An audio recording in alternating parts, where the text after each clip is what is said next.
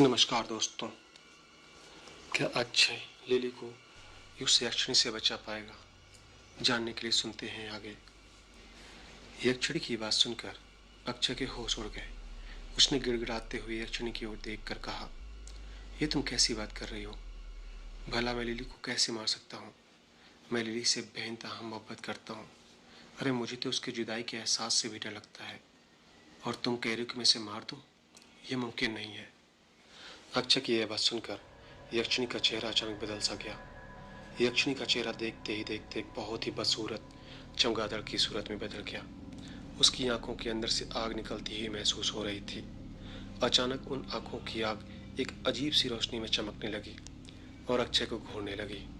उन आंखों को देखकर अक्षय ने अपने अंदर बहुत ही अजीब सा परिवर्तन महसूस किया। अक्षय ने उन आंखों में खुद को सम्मोहन में फंसता हुआ महसूस किया। जैसे जैसे अक्षय यक्षिणी की आंखों में देखता जा रहा था, वैसे वैसे वह सब कुछ भूलता सा जा रहा था। कुछ ही देर के बाद अक्षय की हालत एक रोबोट जैसी हो गई थी। यक्षिणी ने भारी आवाज में अक्षय से कहा, जाओ लिली को मार दो। यक्षिणी के इतना कहते ही अक्षय ने टेबल पर रखा हुआ चाकू उठा लिया। यह देखकर लिली बुरी तरह से डर गई थी और वह चीखने लगी, ये तुम क्या कर रहे हो अक्षय? तुम मुझसे बहुत प्यार करते हो, तुम अपने होश में नहीं हो, तुम मुझे नहीं मार सकते। मगर अक्षय ने उसकी कोई बात नहीं सुनी। वह उस वक्त लिली को मारना चाहता था। अचानक अक्षय ने लिली के ऊपर चाकू से वार कर दिया। कुछ ही देर में लिली तड़पते हुए मृत अवस्था में फर्श पर गिर पड़ी। लिली का खून फर्श पर बहने लगा। खून देखकर यक्षिणी, जो कि इस वक्त एक इंसानी चमगादड़ के रूप में थी, उसकी आंखों में अजीब सी चमक आ गई। वह तुरंत खून की ओर झपटी और देखते ही देखते लिली के शरीर के खून का एक एक कतरा पी लिया और जानवरों की तरह उसका मांस खाने लगी। अक्षय सम्मोहित अवस्था में खड़ा हुआ देख रहा था। अचानक वहां एक लंबा चौड़ा बदमाश सा दिखने वाला व्यक्ति आ गया और वह हैरत से उस मंजर को देखने लगा। उस व्यक्ति ने जब लिली की लाश को देखा तो उसने अक्षय की ओर देखकर कहा, अबे साले, इसे तुम उठाने के लिए घर गए थे, मगर यह वहां नहीं मिली। मुझे यकीन था कि जरूर तुझसे मिलने आई होगी, और जब यहाँ आकर देखा तो तेरे टूटे फूटे घर की जगह आलीशान कोठी दिखाई दी। इन 3 महीनों में इतनी आलीशान कोठी कैसे बना ली तूने? अबे साले, तूने अपनी गर्लफ्रेंड को भी मार दिया। उस व्यक्ति को यक्षिणी दिखाई नहीं दे रही थी और वह नहीं जानता था कि अक्षय इस वक्त सम्मोहन की अवस्था में था। अक्षय की तरफ से कोई जवाब न पाकर उस व्यक्ति ने अक्षय के गाल पर एक चांटा जड़ दिया। गाल पर चांटा पड़ते ही अक्षय जैसे होश में आ गया हो। उसने देखा कि उसके सामने वरुण खड़ा हुआ था। वरुण वही गुंडा था जिससे अक्षय ने ब्याज पर 5 लाख रुपए लिए थे, मगर वह उसके पैसे अदा नहीं कर पाया था। वरुण तभी से उसकी गर्लफ्रेंड को उठाने की धमकी दे रहा था। वरुण का थप्पड़ खाते ही अक्षय के ऊपर से सम्मोहन टूट गया और वह होश में आ गया। होश में आते ही फर्श पर पड़ी लिली को लाश देखकर अक्षय रोने लगा। उसने देखा कि यक्षिणी लिली के शरीर का मांस खा रही थी और अक्षय की ओर देखकर मुस्कुरा रही थी। अक्षय चीखते हुए बोला, ये तुमने क्या किया? तुमने उसको क्यों मार दिया? यक्षिणी बोली, इसे मैंने नहीं मारा है, इसे तूने ही मारा है। अक्षय बोला, नहीं, तुम झूठ बोल रही हो। मैं अपनी लिली को क्यों मारूंगा? मैं उससे प्यार करता था, अब मैं उसके बगैर कैसे रहूंगा? यक्षिणी, अक्षय, तुमने मेरी शर्त कबूल की थी कि तुम मेरी हर बात को मानोगे, लेकिन तुमने मेरी बात को ना मानकर गलत किया। मगर तुम नहीं जानते अक्षय कि मैं अपनी बात मनवाना भी जानती हूँ। तुम सिर्फ मेरे हो और सिर्फ मेरे ही रहोगे। तुम सिर्फ मेरे से ही सारे सुख प्राप्त करोगे और किसी से नहीं। यक्षिणी की बात पर अक्षय के चेहरे पर क्रोध और नफरत के भाव झलकने लगे। उसे अब यक्षिणी से घिन आने लगी थी। अक्षय ने कहा, नहीं, मुझे ये सब नहीं चाहिए था। मैंने ये सब कुछ अपनी प्रेम का लिली के लिए ही किया था। जब लिली इस दुनिया में नहीं रही तो इस मेरे जीवन का क्या फ़ायदा? मैं अभी इसी वक्त यहाँ से चली जाओ। मैं तुम्हारी शक्ल भी नहीं देखना चाहता। अक्षय की बात सुनकर यक्षिणी जोर जोर से हंसने लगी और उसने हंसते हुए बड़े डरावने अंदाज में बोला, तुम इंसान बड़े एहसान फरामोश होते हो। भूल गया तुझे ऐशो आराम और ये बेइंतहा दौलत की ज़िंदगी मैंने ही तुझे दी है और तुझे शारीरिक सुख भी दिया। अक्षय को अकेले बात करता हुआ देख वरुण के चेहरे पर क्रोध के भाव उतर गए। उसे लगा कि अक्षय का मानसिक संतुलन खराब हो गया है। उसने अक्षय की ओर देखकर कहा, अबे तूने क्या नौटंकी लगा रखी है? किससे बातें कर रहा है? यहाँ पर तो कोई नहीं हम दोनों के अलावा। और लिली को तो तू वैसे भी मार चुका है। बेवकूफ़ बना रहा है मुझे। चल जल्दी से मेरे पैसे निकाल और सूद समेत। वरुण का यह कहना ही था कि अचानक यक्षिणी वरुण की नजरों के सामने आ गई। अचानक अपने सामने एक भयानक स्त्री को देखकर वरुण के होश उड़ गए। वरुण इससे पहले कुछ कह पाता तभी यक्षिणी ने अपना मुंह खोल दिया और अक्षय ने देखा कि उसके मुंह से एक काला धुआं निकला और उस धुएं से उन सभी लोगों का रूप ले लिया जिनकी मौत पिछले 3 महीनों में रहस्यमय तरीके से हुई थी। मगर उन सबके चेहरे बेहद भयानक थे। उन्होंने देखते ही देखते वरुण को चीर फाड़ कर मार डाला। कुछ ही सेकंड में वरुण की लाश के टुकड़े फंस पर पड़े थे। देखते ही देखते यक्षिणी वरुण का भी सारा खून पी गई। अक्षय ने चिल्लाकर कहा, ये सब क्या है? तुम्हारे मुंह से निकला काला धुआं, उसमें बने बड़े डरावनी चेहरे उन्हीं लोगों के थे जिनकी कुछ महीनों में मौतें हुई हैं। आखिर ये सब क्या हो रहा है? तभी यक्षिणी बोली, ये तुम्हारी सोच से भी बड़ा है अक्षय। तुम सोच भी नहीं सकते कि क्या होने वाला है। अचानक अक्षय को जमीन हिलती हुई महसूस हुई। अक्षय चीखता वहां से भाग निकला। इधर रात में एंडी और विनी रात में सो रहे थे। तभी किसी ने उनके बेडरूम का दरवाजा खटखटाया। आवाज से विनी की आँख खुली। उसने देखा कि एंडी घोड़े बेचकर सो रहा था। तभी विनी अपने आप से बोली, इस वक्त रात के 2 बजे कौन हो सकता है? लगता है लिली अच्छे से लड़ झगड़ के आई होगी। लिली ही होगी। इतना कहकर वह अपनी नाइटी पहने दरवाजे की तरफ बढ़ी और जैसे उसने दरवाजा खोला उसके गले से एक जोरदार चीख निकली। चीख सुनकर एंडी तुरंत उठकर बैठ गया और वह दौड़ा दौड़ा विनी के पास आ गया। एंडी, विनी क्या हुआ तुम्हें? क्यों चीखी तुम? अचानक विनी एंडी को देखकर रहस्यमय अंदाज में मुस्कुराने लगी। विनी, कुछ नहीं। एंडी कहा, लेकिन नहीं, तुम चीखी क्यों ये बताओ। विनी ने कहा, तुम्हें जरूर कोई वहम हुआ होगा, चलो सोते हैं। विनी चुपचाप जाकर सो गई। एंडी को विनी का बिहेवियर बड़ा अजीब लगा। तभी अचानक एंडी की नज़र आकाश की ओर गई। इस वक्त आकाश बिल्कुल काला था। इतनी रात को ही जंगल में अघोरानाथ अपने शिष्य के साथ ध्यान में मग्न था। सामने आग जल रही थी। कुछ देर बाद अघोरानाथ ने लाल रंग का सिंदूर आग में फेंका। अचानक आग से एक परछाई निकली और देखते ही देखते उसने एक तेजस्वी पुरुष का रूप धारण कर लिया। अघोरानाथ उस पुरुष के कदमों पर गिर गया। अघोरानाथ, क्षमा कीजिए गुरुदेव, जो मैंने आपको बुलाने का कष्ट किया। गुरुदेव, उठो अघोरानाथ, बताओ क्यों बुलाया है मुझे? अघोरानाथ ने अपने गुरु को सारी घटना बताई। अघोरानाथ की बात सुनकर उसके गुरु के माथे पर चिंता की लकीरें पड़ गईं। उन्होंने अपनी आंखें बंद करी जैसे वो कुछ देख रहे हों। अचानक उन्होंने अपनी आंखें खोलकर बेहद गंभीर और चिंतित लहजे में अघोरानाथ से कहा, मैं अपनी दिव्य दृष्टि से सब देख लिया है अघोरानाथ। तुम जिस यक्षिणी की बात कर रहे हो वह यक्षिणी यक्षलोक से निकाली गई एक बेहद खतरनाक यक्षिणी है। अघोरानाथ, यक्षिणी? यक्षलोक से निकाली गई यक्षिणी? मैं कुछ समझा नहीं गुरुदेव। गुरुदेव ने कहा, हजारों साल पहले की बात है।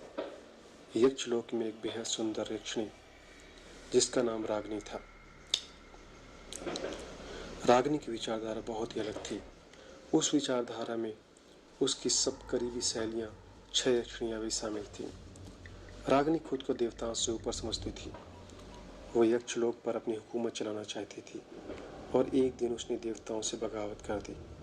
देवताओं ने क्रोधित होकर रागिनी और उसकी 6 सहेलियों सहित उसको बंदी बना लिया। उसे अपनी भूल सुधारने का अवसर दिया, लेकिन रागिनी अपनी बात पर अड़ी रही। उसने देवताओं की बात मानने से इनकार कर दिया। देवताओं ने रागिनी को श्राप देकर उसकी सहेलियों सहित दूसरे लोक में कैद कर दिया और उस लोक के द्वार हमेशा के लिए बंद कर दिए। उस काली किताब में उसी दुनिया के द्वार खोलने के मंत्र लिखे हैं। रागिनी हजारों सालों से उस दुनिया से निकलने की तरकीब सोच रही थी। उस काली किताब को इसीलिए छुपाया गया था क्योंकि उस किताब में लिखे हुए मंत्रों से ही उस लोक का द्वार खोला जा सकता था। अघोरानाथ ने कहा, लेकिन गुरुदेव, अगर वह दूसरे लोक में कैद थी तो फिर उसकी साधना हजारों साल पुराने पीपल के पेड़ के नीचे क्यों की गई? गुरुदेव ने कहा, मैं जानता हूँ तुम्हारे मन में क्या प्रश्न चल रहे हैं। उसकी साधना हजारों साल पुराने पीपल के पेड़ के नीचे इसलिए की गई कि रागिनी भले ही चाहे दूसरे लोक में कैद हो, मगर वो यक्षिणी ही उसका इस दुनिया में आना, इस दुनिया की तबाही मत भूलो। उसने देवताओं की बात मानने से इनकार कर दिया था। उसकी विचारधारा बड़ी खतरनाक है। दूसरे लोक में कैद होकर भी वह बड़ी शांत नहीं बैठी, बल्कि उसने सालों से अपनी शक्तियाँ ही बढ़ाई हैं और इस दुनिया में आकर उसकी शक्तियाँ और ज़्यादा प्रबल हो गई हैं। उसे जल्द नहीं रोका गया तो तुम्हें अंदाज़ा भी नहीं है इस धरती का क्या होने वाला है। उस दुनिया के द्वार खुले हुए हैं और रागिनी का उस दुनिया में अकेली कैद नहीं थी। उसके साथ उसकी विचारधारा की 6 शैलियाँ और भी थीं। अपने गुरुदेव की बात सुनकर अघोरानाथ के चेहरे पर खौफ झलकने लगा। उसने डरते हुए गुरुदेव से कहा, उस यक्षिणी को वापस कैसे भेज सकते हैं गुरुदेव? गुरुदेव ने कहा, उस यक्षिणी को वापस भेजना इतना आसान नहीं है अघोरानाथ। उसका नाम रागिनी है। वैसे भी बहुत शक्तिशाली थी, मगर इन 3 महीनों में कुछ जवान लोगों का खून पीकर और मांस खाकर वो और भी शक्तिशाली हो गई है। वो जब भी किसी का मांस खाती है तो उसकी परछाई रागिनी के वश में हो जाती है। गुरुदेव की बात सुनकर अघोरानाथ चौंक गया। अघोरानाथ, परछाई से आपका क्या मतलब है गुरुदेव? गुरुदेव ने बताया, हर इंसान के साथ उसकी परछाई होती है, जिसे हम छाया कहते हैं। इंसान की छाया बहुत ताकतवर होती है, इतनी कि तुम सोच भी नहीं सकते। जिस श्लोक में रागिनी कैद थी, उस श्लोक में हजारों सालों से वो परछाइयों को वश में करने का तंत्र मंत्र सीख रही थी। तभी अचानक रात के समय एक काला धुआं उठा और उसने पूरे जंगल को घेर लिया। यह देखकर मोहन बुरी तरह से डर गया था। गुरुदेव ने कहा, वक्त कम है अघोरानाथ, ध्यान से सुनो। रागिनी नाम की यक्षिणी की साधना सिर्फ 2 लोग कर सकते थे, एक बूढ़ा और एक जवान। उस कपटी अघोरी ने अपनी साधना पूरी कर ली थी और किसी जवान व्यक्ति की तलाश में था, मगर अचानक उसकी नज़र अक्षय नाम के व्यक्ति पर पड़ी। अक्षय पहले से ही परेशान था। उस अघोरी के लिए उसका काम आसान हो गया। उसने अक्षय को झांसे में ले लिया। यह बात सच है कि यक्षिणी सिर्फ अक्षय की साधना से नहीं आई, बल्कि अक्षय और उस कपटी साधु यानी दोनों की साधना से आई है। अब इस बात को ध्यान से सुनो। इस जंगल में एक बहुत पुराना मंदिर है, मगर वो मंदिर शैतान का है। उस मंदिर में एक दरवाजा है। उस दरवाजे के अंदर दूसरी दुनिया का द्वार खुलता है, जो भ्रम की दुनिया है। याद रखना, तुम उस दरवाजे के अंदर नहीं जा सकते। उस दरवाजे के अंदर वही व्यक्ति जा सकता है जिसने यक्षिणी साधना की हो, यानी कि वह लड़का अक्षय। काली किताब उसी दरवाजे के अंदर है। उसी काली किताब से उस दरवाजे को बंद करने के भी मंत्र लिखे हुए हैं। जाओ, तुम्हें अक्षय उसी पीपल के पेड़ के पास मिलेगा। उस काली किताब को वही ला सकता है। किताब हासिल करने के बाद तुम्हें उस काली किताब के अनुसार तंत्र मंत्र का जाप करना होगा। मंत्रों का जाप करने के बाद तुम्हें उस इंसान की बलि चढ़ानी होगी जिसके द्वारा यक्षिणी इस धरती पर आई है। ये तुम्हें बताने की जरूरत नहीं है कि यक्षिणी अक्षय और उस कपटी अघोरी के द्वारा ही आई है। अघोरी इस काल का नहीं था, वो भूतकाल से था। वो वापस चला गया। तुम्हें सिर्फ अक्षय मिलेगा। इतना कहकर गुरुदेव वहां से गायब हो गए। अघोरानाथ ने बगैर देरी किए अपने साथी मोहन के साथ उस पीपल के पास पहुंच गए। रात के सन्नाटे में अक्षय उस पीपल के पास खड़ा हुआ था, रो रहा था। तभी उसके कंधे पर पीछे से किसी ने हाथ रखा। अक्षय ने जैसे ही मुड़कर देखा तो उसके सामने अघोरानाथ और उसका शिष्य मोहन खड़ा हुआ था। अघोरानाथ उसे खा जाने वाली नजरों से देख रहा था। मूर्ख व्यक्ति, तू जानता है तूने क्या किया? तूने इस मौत को दुनिया में बुलाया है, जो देखते ही देखते इस दुनिया के सारे इंसान का खून पी जाएगी। अक्षय अघोर अनाथ की बात सुनकर रोने लगा और उसके पैरों पर गिर पड़ा। अक्षय कहता है, मुझे मालूम नहीं था बाबा, मैं इतना बड़ा पाप करने जा रहा हूँ। मुझे उस वक्त बहुत टूटा हुआ था मैं। उस कपटी साधु ने मेरी इस बात का फायदा उठाया है। अघोर अनाथ नहीं, उसने कोई फायदा नहीं उठाया तेरा। सच तो यह है कि तू लालच में आ गया था। तू एक लालची आदमी है। अक्षय ने कहा, आपने बिल्कुल सही कहा बाबा, मगर मैंने पहले लालच की बहुत बड़ी कीमत चुकाई है, अपनी प्रेमिका को खोकर। अघोरानाथ, तुझे अपनी प्रेमिका को खोने का अफसोस है, मगर इस शहर में 3 महीनों से कितनी हत्या हो चुकी हैं, उसका अफसोस नहीं है। आने वाले कल में कितनी और होंगी, उसका भी अफसोस नहीं है। तभी अचानक आसमान में अजीब सी काली परछाइयाँ अक्षय और अघोरनाथ के ऊपर मंडराने लगी। जंगल के जानवर बुरी तरीके से रोने लगे। हवाओं का शोर तेज हो गया और एक अजीब सा माहौल पैदा हो गया। अघोरनाथ, जानता है परछाइयाँ किसकी हैं? अक्षय, जानता हूँ, उन्हीं लोगों की परछाइयाँ जिसे उस यक्षिणी ने मारा है। अघोरनाथ, तूने बिल्कुल सही पहचाना, ये उन्हीं लोगों की परछाइयाँ हैं जिसे यक्षिणी ने मारा है। वे लोगों को मारकर अपनी ताकत बढ़ा रही है। अक्षय ने कहा, कुछ कीजिए बाबा, मैं प्रायश्चित करना चाहता हूँ। अघोरनाथ, मैं इसको उपाय जानता हूँ, लेकिन तुझे इसके लिए कुर्बानी देनी होगी। क्या तू तैयार है इसके लिए? अक्षय ने कहा, मैं उस यक्षिणी को वापस भेजने के लिए और उस लोक का द्वार बंद करने के लिए कोई भी कुर्बानी देने को तैयार हूँ। अघोरनाथ, तो फिर ध्यान से सुन, तुझे उस प्राचीन किताब को लाना होगा। अक्षय ने कहा, लेकिन यक्षिणी को देखकर मैं उस प्राचीन किताब को अपने हाथ में ले जाना भूल गया। अघोरनाथ ने कहा, मैं जानता हूँ कि वह प्राचीन किताब तुझे कहाँ मिलेगी। उस प्राचीन किताब में यक्षिणी को वापस भेजने के मंत्र लिखे हुए हैं और उस लोक का द्वार बंद करने के भी। मुझे इसके लिए उस काली किताब में लिखे हुए तंत्र मंत्र का जाप करना होगा और इस तंत्र मंत्र की प्रतिक्रिया में तेरी बलि भी चाहिए होगी। अघोरनाथ की बात सुनकर अक्षय अंदर से कांप गया। अघोरनाथ अक्षय की ओर देखकर मुस्कुराने लगा। क्या हुआ? अपनी मौत के बारे में सुनकर अंदर तक कांप गया। कभी उनके बारे में सोचा जो तेरी वजह से बेमौत मारे गए? अघोरनाथ की बात सुनकर अक्षय को लिली की याद आ गई और वो रोने लगा। नहीं बाबा, मैं अगर मेरी मौत से उस लोक के द्वार बंद होंगे तो मैं तैयार हूँ। अघोरनाथ ने कहा, ठीक है, तो चल मेरे साथ। इतना कहकर अघोरनाथ ने अक्षय को अपने साथ ले लिया और आधे घंटे तक चलने के बाद अक्षय को उस जंगल में बना हुआ एक अजीब सा पुराना टूटा फूटा मंदिर नजर आया। अक्षय ने बाबा की ओर देखकर कहा, ये कैसा मंदिर है बाबा? इसे देखकर तो लगता है कि यहाँ पर पूजा ही नहीं होती है। अघोरनाथ, यहाँ भगवान की पूजा नहीं होती, यहाँ शैतान की पूजा होती है। तुझे इस मंदिर के अंदर जाना होगा। मैं उस मंदिर के अंदर नहीं जा सकता। जैसे ही तू उस मंदिर के अंदर प्रवेश करेगा, तुझे एक दरवाज़ा मिलेगा। उस दरवाजे को खोल देना। वो दरवाज़ा एक दूसरी दुनिया का होगा, जो भ्रम की दुनिया है। अंदर जाकर तुझे कुछ भी दिखाई दे, यकीन मत करना। तुझे बस वो प्राचीन किताब उठा कर लाना है। अक्षय ने कहा, ठीक है बाबा। रात के सन्नाटे पे अक्षय उस मंदिर के अंदर घुस गया।